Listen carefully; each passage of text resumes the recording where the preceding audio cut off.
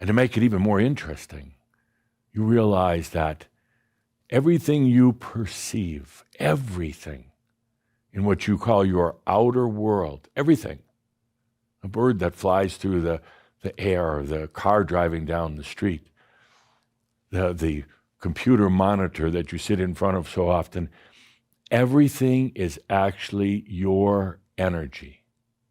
Everything.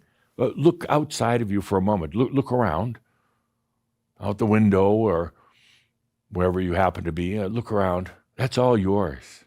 It is all yours. It's a bit difficult to fathom. The mind questions it. The mind thinks it's an interesting concept, but can't quite fathom it. But with what we're doing here energetically in Master's Life 11, you'll come to realize that indeed it is yours, all yours. Energy is everywhere and it's yours. It's not hers, it's yours. This is so important to understand. It is your energy. It's not out there. It's not in the air. It's not coming from another galaxy. It's right here.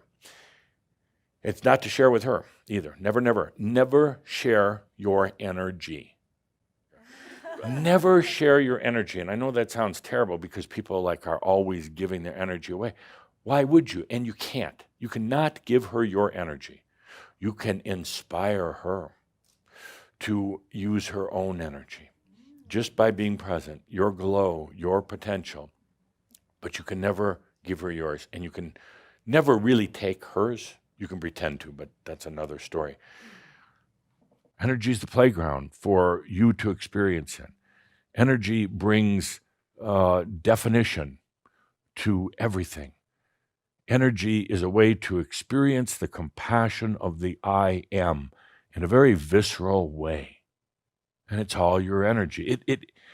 I can't even fathom any other way of contemplating this, but it just couldn't be anything else but your energy. Yes, even when you look out into the stars at night, it's all your energy. It's you, your perception. Now, you're perceiving through human eyes and human senses, but you're also perceiving through a lot of other angelic senses. But you are perceiving your energy, and just a tiny, tiny, tiny bit of it. Energy eventually can make its way into this reality as duality, as waves, light waves, spectrum waves, can eventually make its way into this reality as light and dark and all the rest of those things. And it eventually makes its way as particles, as atomic and subatomic particles, and it eventually makes its way into this reality as things like the table or the chair or whatever. But it's all your energy. Energy can be singular because it's yours, but it also can be used in many different ways. Energy can hold all the potentials of everything in singularity, but then used in a multiple variety of different ways eventually. Now it's up to you, that part of the I am in expression, to use it. Then it will, you could say, activate. Then it will suddenly perk up. And it sounds strange, but it's all your energy. In other words, it's not just saying, okay, we're going to send 10 particles of energy over to you to have this experience of canoeing on a lake. And it doesn't do that. It's all there. The human mind says, well, that's a lot. I don't need that much energy. But no, it either is or it's kind of not. And even when it's not, it's there in its fullness, even if you turned your back on it and believe that energy is somewhere else. It's still all there. All the energy is yours. I can understand why people get all frantic and really in a state of chaos when they don't realize that the energy is theirs, when they place the energy outside of themselves, whether it's into other people or anything else, the universe or whatever you want to call it. But when you accept that the energy is all yours. You're hearing the song of the soul of all the other soul beings, or many of the soul beings, but this is yours. What you perceive, everything you perceive, everything that is occurring is your energy, and it's here to serve you. It doesn't go out to another person, not at all. It doesn't go out, back out into what you would call the universe or the cosmos. It doesn't flow to others in humanity, see, because each and every being is sovereign. Each and every being attracts their own energy. And it goes back into their reservoir of neutral, just waiting to serve the master. You see, energy itself isn't a group thing. It's not a community, a bank or vault filled with energy. It's not just there for everyone. Energy is yours. It comes from the passion of the soul, from the I am. Every soul being has it. Every soul being has access to it, but it's not a universal, not a group share. It's yours. It always has been, and it always will be. It's your energy in service to you. When I meet other people, are these also my aspects, my creations, or are they completely independent of me and I only allow them to meet me? So I know it's still a bit confusing. We talk about all energy being yours. It's still a bit confusing because you say, well, but these other people are here. Well, they're really not. They're your perception of other soul beings and their human expressions. It's your perception of them. They're really not in your energy. In other words, they haven't, like if your energy was a house, they haven't walked into the house and they're there with you. They can't. It's your house. But sitting in your house, you feel their presence, and through your perspective, through your ways of interpreting reality, you kind of think that they're there, but they're really not. So when you meet another person, it's still your energy, but it's being influenced by another soul being on the outside. So, and it gets very complex because you have an agreement of mass consciousness on the planet, so you could all kind of coexist and experience somewhat the same things. And it gets very intertwined then because of this common agreement. But ultimately, it is your energy. The other people that you see are your perception, but it's still your energy.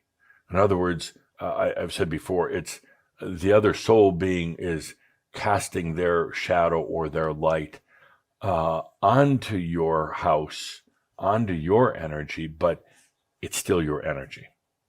So in other words, I believe too, one of the questions, one of the things in the question is, are the other people really me? It's still your energy, but it's your interpretation of another soul being. So it's yes and no. It's really quite phenomenal. It's really quite simple, but it's so easy to get caught up thinking, well, that person is not me. They're their own person. They're a sovereign being.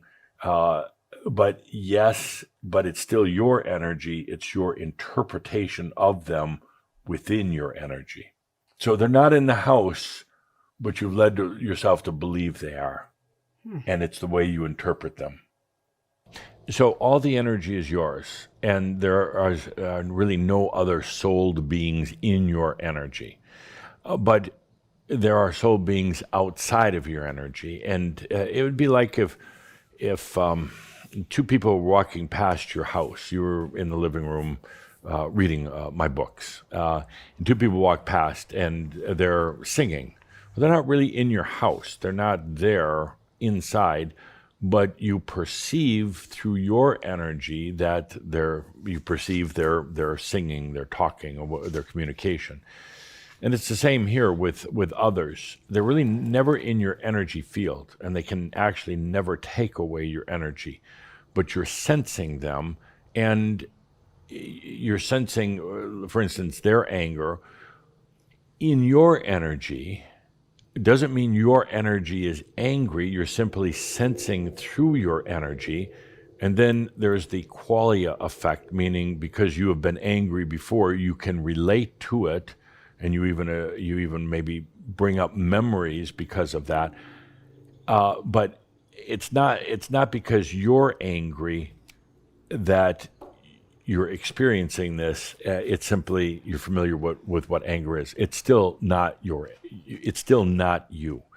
It's a really good question, because it is confusing saying, but it sure looks like other people are in my energy. I see them, and they're standing right there, and I can hear them. They're actually not in your energy. You're perceiving another soul being, but it's still your energy. It's still your filter. It's the way you perceive. So we'll talk more and more about this. It's basically what really is my energy and what comes from the outside.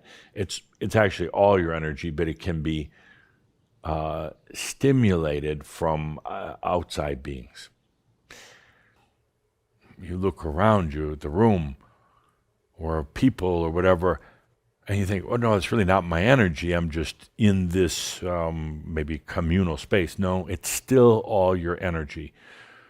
You are perceiving it through your senses as being, let's say, communal, but it's not. You're always perceiving your own energy. There can be other characters in the energy. And you say, well, there's other people, that's another soul being.